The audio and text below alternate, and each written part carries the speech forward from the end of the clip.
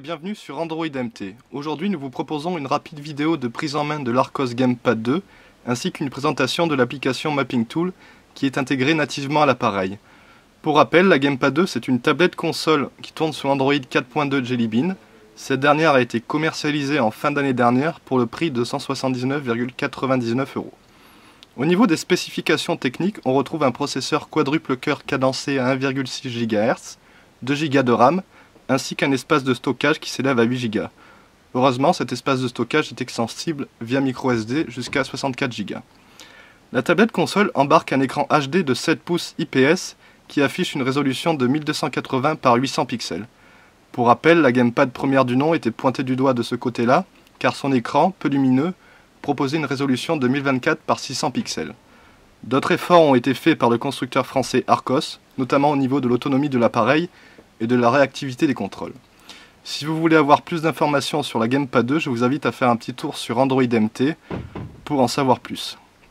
Vous l'aurez sans doute remarqué, la Gamepad que j'ai entre mes mains dispose de 10 boutons physiques en comptant les gâchettes qui sont placées en haut de l'appareil, de 2 joysticks, un à gauche, un à droite et d'une croix directionnelle.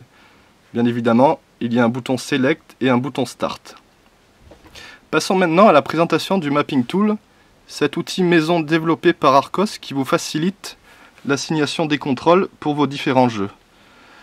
Ce qu'il faut savoir, c'est qu'il y a certains titres qui sont installés nativement sur l'appareil, notamment Asphalt 8 et le FPS Modern Combat 4.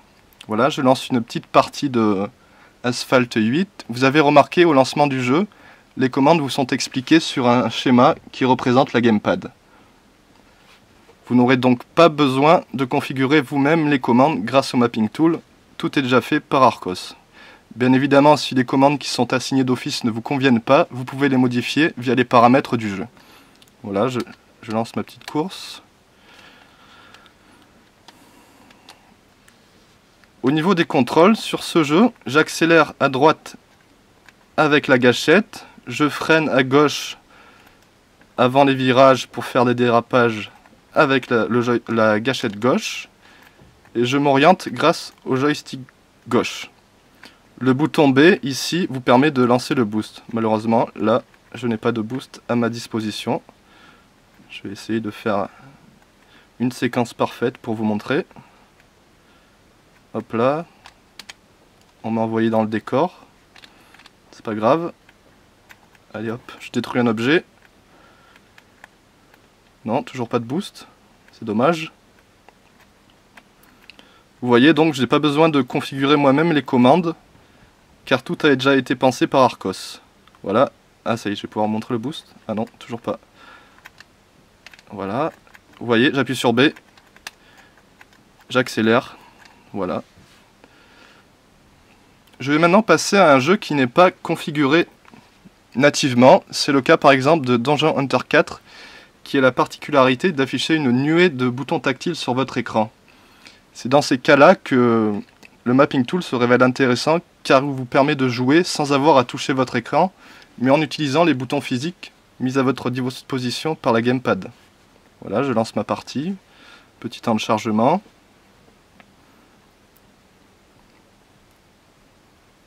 Ça charge, je ne veux pas acheter la potion. Hop là, je touche l'écran pour continuer. Voilà, sans le Mapping Tool, lorsque je joue à Dungeon Hunter 4, j'utilise les boutons tactiles qui me sont proposés. Voilà, je me déplace avec ici le joystick virtuel sur la partie gauche de l'écran. Je lance mes flèches avec le joystick droit. Et j'utilise les différents items et pouvoirs en les touchant directement. Vous voyez, là je bois ma potion. Ici j'envoie mes 3 flèches. Là je lance mon cri. Ça fait un petit peu bugger la machine. Là mon petit jump. Voilà. En activant le Mapping Tool ici placé à la droite du multi-fenêtre, je peux assigner très facilement des boutons physiques pour qu'ils activent les boutons tactiles de l'écran. Je vais vous montrer. Par exemple, là je viens de glisser un bouton sur la potion. Je vais donc décider que ce soit le bouton A qui envoie ma potion. Je peux en faire de même pour l'ensemble des pouvoirs qui sont mis à ma disposition.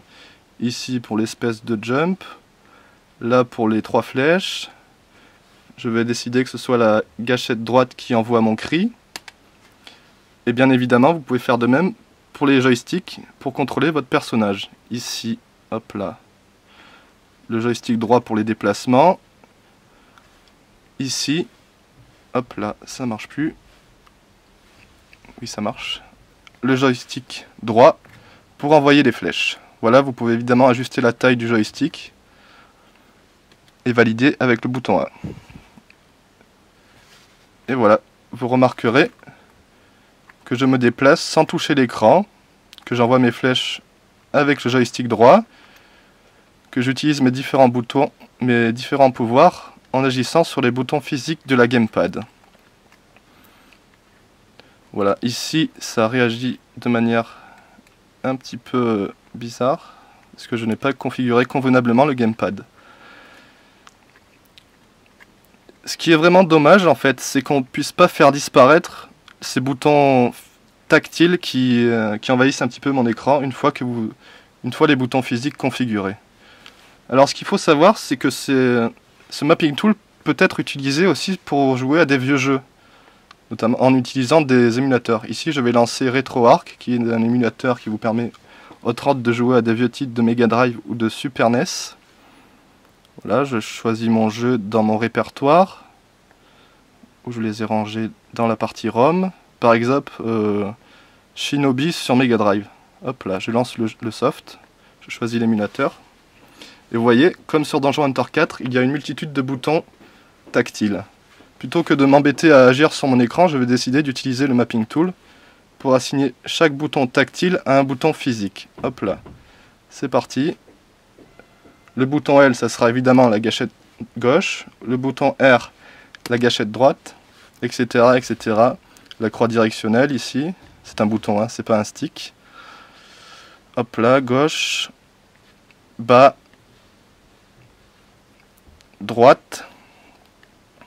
Et pareil pour les boutons de commande. X, hop là. Y, B, et A. C'est parti, j'appuie sur jouer pour valider mes commandes. Ah, j'ai oublié Start et Select. Hop, c'est reparti. Select à gauche et Start à droite. Jouer. Je passe les écrans titres. Et voilà, c'est parti. Une petite partie de Shinobi sur Mega Drive sur l'Arcos Gamepad. Ça fait très longtemps que j'ai pas joué à ce jeu. Il se peut que je meure dès le début, surtout qu'on meurt dès qu'on se fait toucher. Donc vous voyez, j'avance, je n'agis pas sur les boutons tactiles de l'écran, mais sur les boutons physiques de la Gamepad 2. Hop là. Ah, finalement, je m'en sors pas si mal. Ah, mais non, je suis mort. Voilà. Bien évidemment, vous pouvez envisager de jouer à une multitude de jeux sur émulateur, notamment des jeux Mega Drive, des jeux Dreamcast, si votre appareil est compatible. Voilà, c'était une petite présentation de la Gamepad 2 d'Arcos, ainsi qu'une petite vidéo tuto sur le Mapping Tool, l'application maison d'Arcos qui vous permet d'assigner manuellement les commandes et de relier les boutons tactiles de l'écran aux boutons physiques de la tablette console. N'hésitez pas encore à faire un petit tour sur le site Android MT pour obtenir plus d'informations sur l'Arcos Gamepad 2. Et n'hésitez pas surtout à nous suivre sur les réseaux sociaux pour découvrir en exclusivité de nouvelles vidéos et des news sur Android. Merci.